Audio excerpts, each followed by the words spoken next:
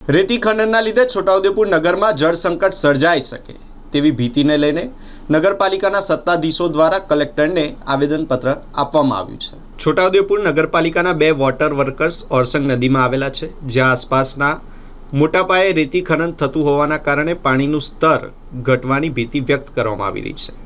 નગરપાલિકાના સત્તાધીશોએ જણાવ્યું છે કે જો રેતી ખનન બંધ નહીં કરવામાં આવે તો અંદાજે 35,000 નગરજનોને આવનારા સમયમાં પાણીની ગંભીર સમસ્યા ઊભી થઈ શકે છે। તેથી કલેક્ટરને આવેદન આપી તાત્કાલિક રેતી ખનન બંધ કરાવવા માંગ કરવામાં આવી છે।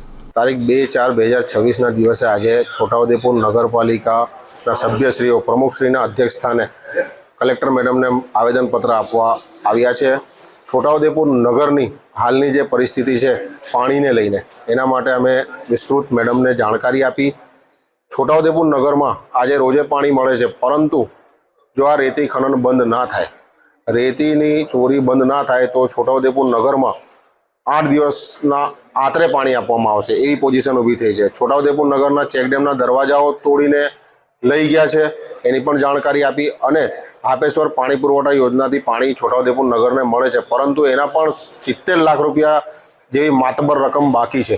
જો હાપેશ્વર પાણી પુરવઠા યોજનાની અંદર બંધ થઈ જાય પાણી તો નગરને 10 દિવસની આતરે એક વખત પાણી મળશે અને આની ઉપર તાત્કાલિક ધોરણે કોઈ પણ વહીવટી તંત્ર કાર્યવાહી કરે એવી અમારી માંગ છે।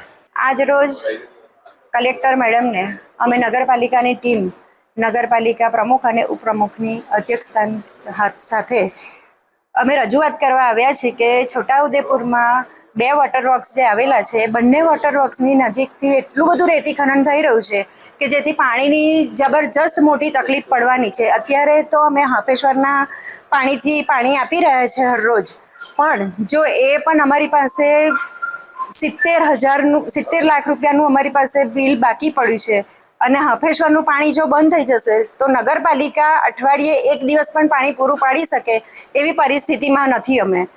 એટલે અમે સરકારી તંત્રને ખૂબ અમારી રિક્વેસ્ટ છે કે ભાઈ બંને બાજુથી રેતી ખનન અટકાવે, 1 કિલોમીટરની રેતી ખનન અટકાવી દેશે તો પણ અમારી પાસે ઘણું પાણી છે।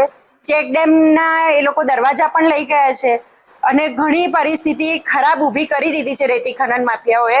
એટલે હવે એના માટે બહુ જ આકરા પગલાં લેવા પડશે અને જો કદાચ તંત્ર નિષ્ફળ જશે તો અમે બહેનો રાત્રે નદીમાં ઉતરીને રેતી માફિયા સાથે ફાઇટ આપીશું।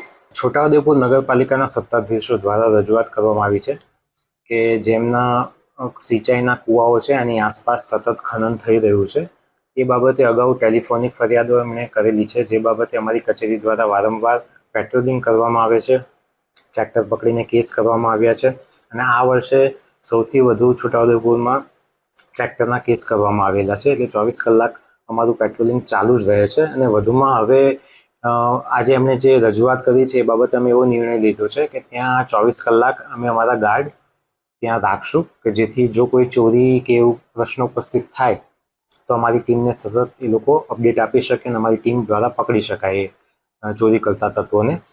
વધુમાં છોટાઉદેપુરમાં આ વર્ષે ગેરધોરણ ખનન વહન સંગ્રહમાં 18 કરોડની વસૂલાત કરવામાં આવી છે।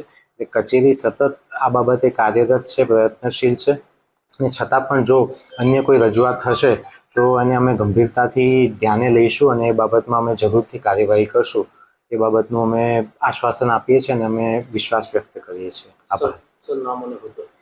હું વિપુલ સોલંકી, ભૂસ્તરશાસ્ત્રી ઇન્ચાર્જ, છોટાઉદેપુર।